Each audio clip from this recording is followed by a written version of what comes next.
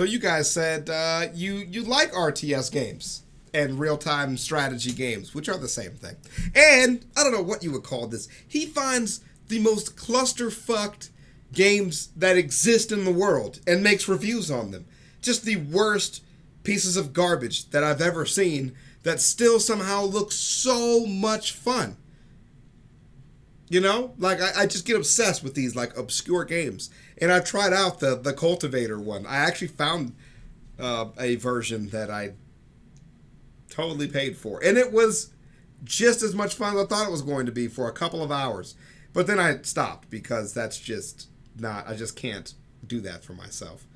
I might continue to play it, but anyways, Total Annihilation Kingdoms review. This was one of the most suggested videos that is shorter. The other one is for In the Space, and that's a game that I've played before. And that game is extremely confusing, but it's hella fun. In the Space is actually pretty dope. It's good for like a once over. If you ever win a game, I think it's enough to stop playing. But anyways, let's get into it.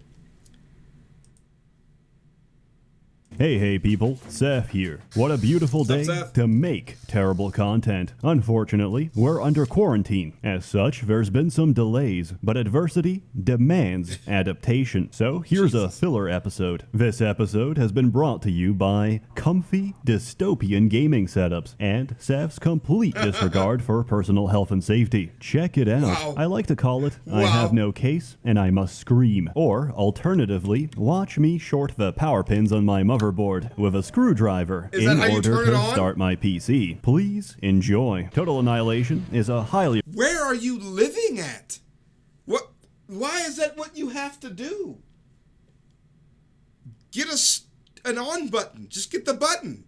You can buy just the button. You press it with a finger. It's plastic. regarded Lord. and generally well-loved. Please enjoy. Total Annihilation is a highly regarded and generally well-loved RTS from 1997, but I never played that. I played the goddamn fantasy spin-off. Total Annihilation Kingdoms is a highly obscure and generally scuffed abomination of an RTS from 1999. But yeah, highly obscure. That's a great way to describe the stuff you know what? I was a child when I first played it, and children have no taste. Have you ever wanted to instantly lose a game by accidentally hitting the wrong keys on your keyboard? Have you ever thought to yourself, damn, I love the audio in this game so much, I wish it would stutter constantly, so each time I select a parrot, it might just blow out my eardrums. Have you ever wanted a fantasy game which realistically simulates air traffic congestion? Regardless of your answers, this video will still continue. Total Annihilation Kingdoms is a real-time strategy game about 4 sorcerer kings in the fictional world of Darien. All 4 are siblings, so naturally, they have to kill each other. As such, that is the objective of the game. Elsin is a handsome Giga Chad. As the most powerful of the 4, he can cast the ultimate spell, Rock, to which there is no defense. Karena. I hate Karena. She's garbage. Like all women, she can grow a second pair of legs and swim underwater, probably to lay eggs and avoid responsibility. She also has spells. Can you guess what they are? Wow. Water splash. Wow. Homing air bubble. Go fuck yourself, Karena. Lockin is a confused old man that doesn't know where he is. He can cast fire, and his special ability, like all elderly people when their time has come, is to disappear. Fursha, which I don't know how to pronounce, is amazing. She can fly and do drive-bys on the enemy. Also, she's not Karena. Each of the 4 sorcerer kings leads their own respective nation, with their own unique units that you summon using magic. Magic requires mana. Mana has to be pumped out of the ground using magic. Look, it's all quite simple. We learned about this in high school. It's the reason why our world is so dysfunctional, because we too have been ruled by the same timeless sorcerers for all eternity. Unlike mortals, they do not die. They are only remade and reborn. If, hypothetically, Senator and Dreadlich Bernie Sanders passed away, hallowed be thy name, his essence would not leave this plane. Why is that? Because his phylactery is still intact. I didn't know if he was still talking about the game or politicians. Good stuff. Simply accept that there is no hope for us, only happiness in servitude and sweet release in death. Seth, are you good, bro? Like, that had nothing to do with the video game at all. Like, are you good?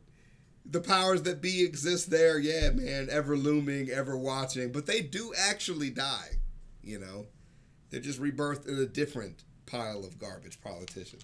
So you're good. Saruman are the sensible humans who live on land. Their units include man, horseman, and civilized man. They also have long-range artillery, trebuchets, often outrange the entire map. And once you've built one, the game is already over. In a tactic commonly known as the drone strike, all you have to do is guess where the enemy king is currently moving and get lucky. Ahriman is clearly very balanced. Varuna dominates the water, unless you play against Zon, which gets to have the biological equivalent of a nuclear submarine. These will walk underwater, walk under your ships, and punch them to death. When playing Varuna, I recommend stopping. But if you really insist, then I recommend turning off your speakers. Zon is the Beast Nation, representing the combined interests of Big Furry and Big Scaly. They have no home, but are constantly on the move, setting up anthropomorphic conventions and luring young, impressionable men into their ranks. Those who resist seduction get turned to stone, get torn to pieces by racially diverse orcs, or get clubbed to death by someone's fursona, only to have their body defiled and forcibly raised as a smaller, less original fursona. See that? Fursonas, diversity, enslavement. This game has everything. Doesn't have buildings. They use units to summon other units. They're pretty damn fun and very different from the rest. Then there's Taros. Taros is all about getting the job done. The Tarosian dictionary has no words for meaningless concepts such as ethics, morality, or conscience. It does, however, have a word for fuck yo crops and fuck this whack-ass flower bed. Get off my land, you squatting, rent-evading peasants. My favorite part about playing Taros is flying carpets, which are capable of performing some sick aerial drifts. Reject agrarian modernity. Embrace the carpet gatherer tradition. Unfortunately, flying carpets also take up about 95% of a screen at any given time, cause the vast majority of air traffic congestions and collisions, and can't hit a stationary object to save their lives. Oh yeah, Total Annihilation Kingdoms also had an expansion, which added another faction. Robots. I feel that we've regressed somehow. On the other hand, holy shit, Creon has some cool-ass units, and just a shame there's only 5 of them. They don't even have a leader, because their leader is dead. Yet, the steam-powered Boston Robotics replacement model is still somehow a better commander than Corinna. So what is the point of this game? Why are you telling us about this, Seth? You bulbous, matzo-eating, oven-dodging, I don't know, mutual suffering. That and enjoying the high-quality voice acting. Winning doesn't feel any different from losing, and the odds are always stacked against you, because the computer cheats, and, unlike you, doesn't require scouts to see the entire map. As a result, I have to cheat, because my alternative is pumping out hundreds of parrots to see even a fraction of what the computer sees, and I'm sorry, but they're very loud. Also, pathfinding has some issues. Units get stuck on each other, on objects, on terrain, and sometimes on themselves. I try to work around this by using air units. Unfortunately, air units handle very poorly. That is to say, they handle like high-speed jet engines, except they're reskinned to convince you otherwise. Lord forbid you accidentally overshoot the target. That means you'll have to cross the entire mountain range at several hundred feet, take a hard turn, and fly in for a second try, by which point your target has likely died of natural causes. Or, Lord forbid, you're handling a group of flying units. Good luck with hitting anything in that case, because they'll be spending their time avoiding mid-air collisions. There's many words to describe this game. Strange, cryptic, tinnitus, because it comes from a time when all information on a game was inside the manual. I know, this is a relic from primitive times. If you actually read the damn thing, you'll find out it's incredibly easy. Don't believe me? Here's me winning 1v7 against the AI. Childhood is thinking that building the most aesthetic creatures with the most interesting abilities is an acceptable way to live your life. Adulthood is realizing that pumping out wave after wave of hideous,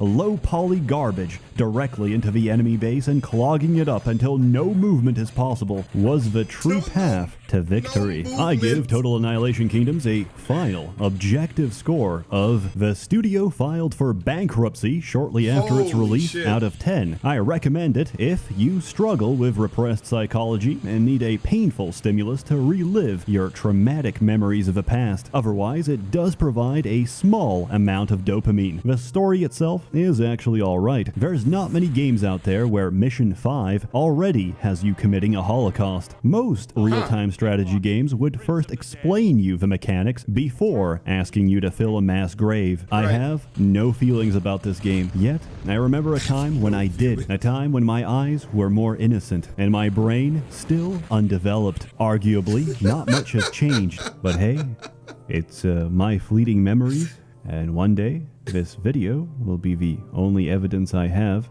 that I ever had those memories to begin with. As always, Bro, he is not okay. more content to come, so stay tuned. A warm thanks to the many members of the Merchants Guild generously funding and bankrolling these videos. Please take care of yourselves and have a good one. Hey. Okay, well, thank you for that. He literally did his version of Stay Safe and Sanitized, and I really like that for Seth, because I thought he was a cold bastard that didn't care of anything. Hope you guys enjoyed the video. I don't think this is a game that I'll be playing. I'm really bad at RTSs anyways. I just started to learn how to play Age of Empires, and I'm really bad at it, and it's really hard for me to get into that game long term. So I'm going to quit and play Pokemon. It's got a 7 out of 10 on IGN. Bro, those fucking things are so fake. A solid RTS? Oh, that review was made in 1999. Never mind, just kidding. Are there any... Obviously, there wouldn't be any new reviews. Far from being a fatal flaw, it's a lack of definition. I mean, no, it wouldn't be the definition that's a fucking flaw. It's that the game would be garbage. Based on 18 critic reviews, it has a 74 out of 100. It might be worth emulating just to freaking play it. Windows 98. Dude, that guy selling a physical copy of this game. Guess how much? $148 for a physical copy. We're going to attempt to find it just for giggles. All right, I'll holler at you guys in the next one. Thanks for coming through. And let me know if any other game review videos you guys are really interested in. I'm down for them, man. I really enjoy them. Peace.